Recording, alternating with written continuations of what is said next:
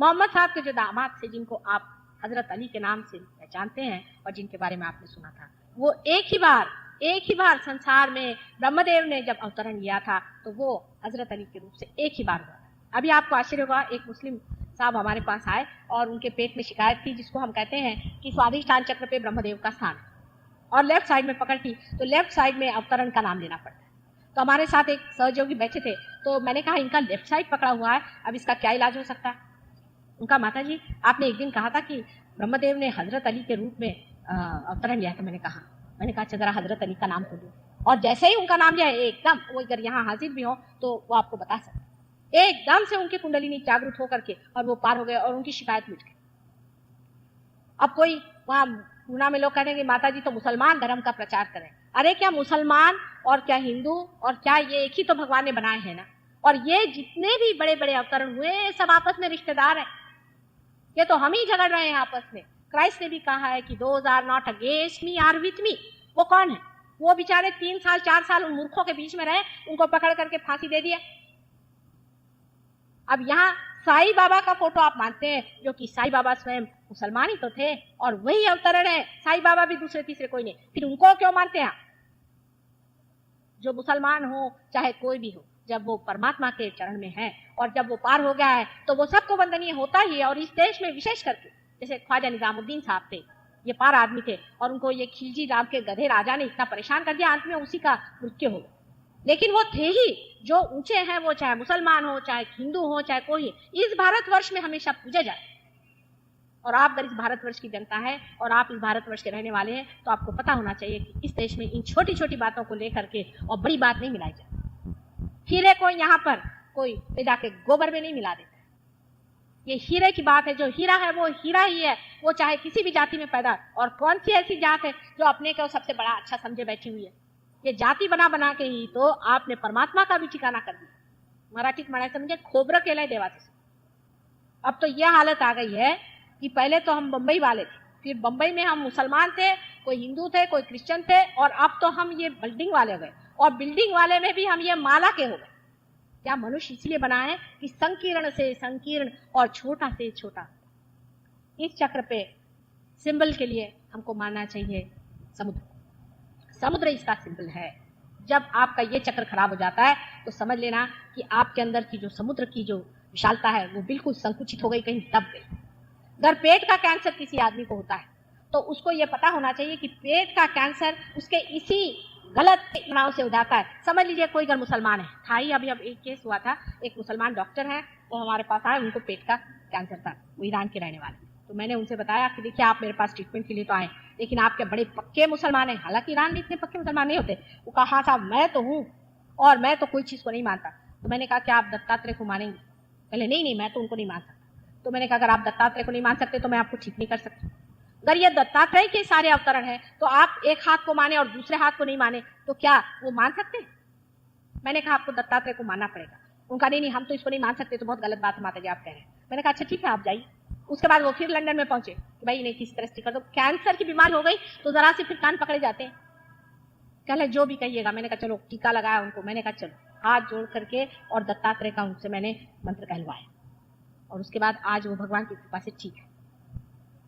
ऐसे अनेक लोगों का होता है। जब हम दत्तात्रेय की तो बहुत पूजा करते हैं और मोहम्मद साहब को हम अगर गालियां देते हैं तो आप समझ लीजिए कि आप मोहम्मद साहब के जो ईसेंस को तो मानते हैं, लेकिन उसके अवतरण को आप अगर गालियां देते हैं तो मोहम्मद साहब स्वयं आपसे नाराज है और दत्तात्रेय तो आपसे एकदम रूठे हुए हैं कि इतने मूर्ख हैं, क्यों नहीं समझते हैं कि जो मैं कहता रहा वही ये भी कह रहे हैं और वही नानक भी कह रहे हैं। नानक संसार में हिंदू मुसलमानों की यूनिटी करने के लिए आए थे, लेकिन आज हालत क्या है उनके शिष्यों की देख लीजिए। हर तरह का विष लेकर के हम कह रहे हैं नहीं इनको मार डालो, उनको खत्म करो, इनके ये कर लो। तुम कौन होते हो किसी को मारने वाले? क्या एक चींटी भी तुमने पैदा की संसार में जो इस तरह का द्वेष फैला करके, और तुम इसको मारो उसको पीटो शुरू कर दिया, और वो भी धर्म के नाम में? ये मनुष्य है। इस मनुष्य को क्षमा करने के लिए एक माँ का ही रूप है। मेरी समझ में नहीं आता है कि आप किस अहंकार में सारा कार्य कर रहे हैं और कितनी अंधता से आप बह चले जा रहे हैं। ये विशालता का जो स्वरूप है ये आपके नाभि चक्र। जिस मनुष्य के अंदर में ये विशालता आ जाती है उसका नाभि चक्र पकड़ता नहीं। और भी इसके दोष हैं, अनेक दोष हैं। इसमें 10 उसकी पंखुड़ियां होती हैं, और उसी से आप देखिए कि सोलर प्लेक्सस में भी 10 ही सब प्लेक्सस है।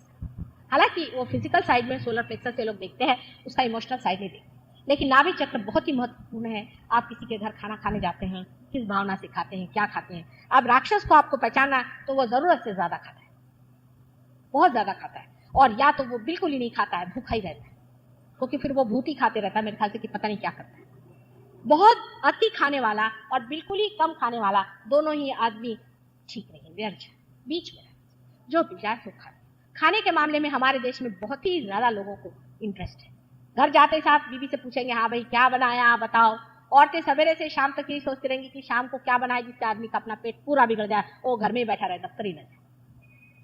खाने पीने का विचार अपने यहाँ जो बताया गया है कि खान पान स्वच्छता से, और ज्यादा नहीं खाना चाहिए, कम भी नहीं खाना चाहिए, ठीक से खाना चाहिए, इसीलिए बताया है कि आपका नाभि चक्र ठीक है।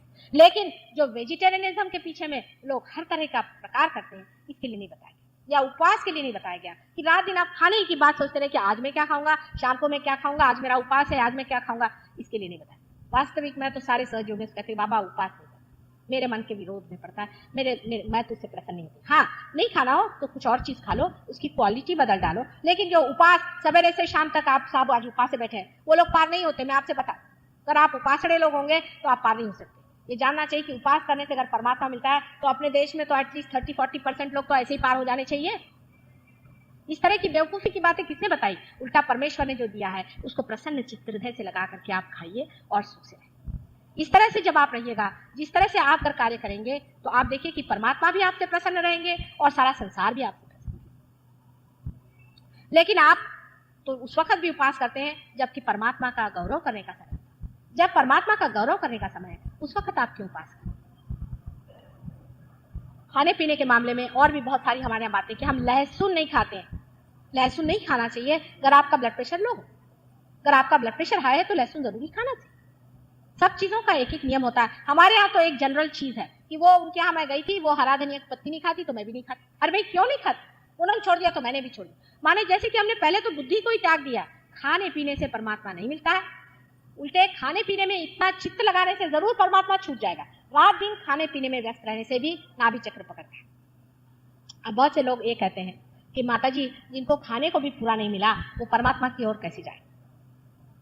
ये प्रश्न सब लोग अपने देश में मुझसे पूछते हैं, और मैं जब बहुत लोगों से बोलती हूँ तो ऐसा शहरों में मैंने देखा, पर जब मैं गांव में जाती हूँ तो कोई भी ऐसा मुझसे प्रश्न नहीं पूछता। ये तो शहर वाले हैं जो कि खा पी के तरबेज है, वो पूछते। गांव वालों की तो कमाल ये है कि उनको अगर पता है कि हमारी मोटर इधर से जा रही तो पहले ही रास्ते पे वो लेते रहेंगे और मोटर रोक लेंगे और बस खटाखट पार होते हैं वो, क्योंकि उनके लिए उनको मालूम है कि खाना पीना ही सब कुछ नहीं है, खाने पीने से ही संतोष नहीं है, खाने से आगे कोई चीज है, क्योंकि उन्होंने भूख सही हुई और वो जानते हैं कि अगर भूख ही सब कुछ चीज होती तो हम आज तक जीते नहीं। हालांकि उनकी दशा ठीक करनी चाहिए, वो आप लोगों को ठीक करनी चाहिए जो आज शहर में बैठे, लेकिन वो जब तक आप पार नहीं होंगे, जब तक आपकी शक्तियां जागृत नहीं होगी, आप वो चीज ठीक नहीं कर सकते। लेकिन एक बहाना ढूंढा जाता है, उसके पीछे में छिप कर कहा जाता है कि माता जी जब तक लोगों की दशा, आपकी दशा क्या है? आप तो मोटरों में घूम रहे हैं, खूब आराम से खा रहे हैं, और आप कह रहे हैं हम गरीबों की दशा अच्छी करें।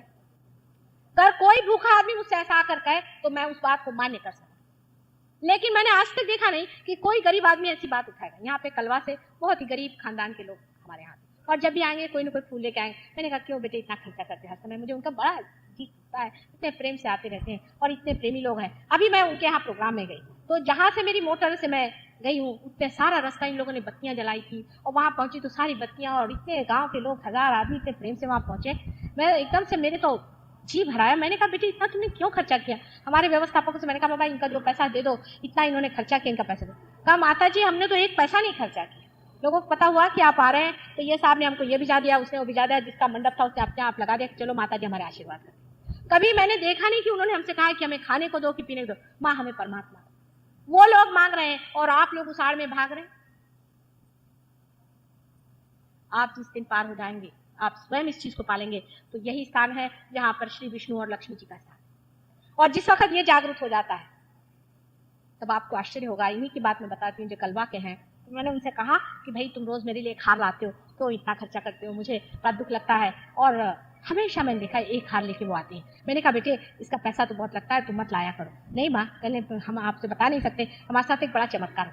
मैंने कहा क्या? कहने लगे कि हम पार हो गए, उसके बाद दूसरे दिन सवेरे हमारे पास एक आदमी आया और वो कहने लगा, एक सिंधी आदमी आया और कहने लगा कि आपकी जो ज़मीन है ये बहुत ही बढ़िया है और इस ज़मीन की जो मिट्टी है वो इससे हम ईंटें बनाएंगे, क्या तुम हमें ये बेचोगे? और कहने लगे वो हर रोज़ मिट्टी उठा के ले जाते और हमें बहुत सारे रुपये देते।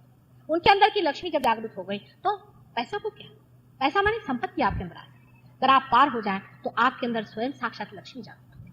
आपके यहाँ बहुत से सहयोगी हैं, वो बता सकते हैं कि जिनकी नौकरियां नहीं थी उनके पास भी पैसे की भरमार हो। उसकी वजह ये कि आपके अंदर की लक्ष्मी जागृत होना चाहिए। अब लक्ष्मी का मतलब पैसा नहीं, लक्ष्मी का मतलब संतोष। मनुष्य के अंदर वो एक तरह से संतोष आता है। मैं देखती हूँ करोड़ोंपति लोग मेरे पास आते हैं, करोड़ोंपति लोग।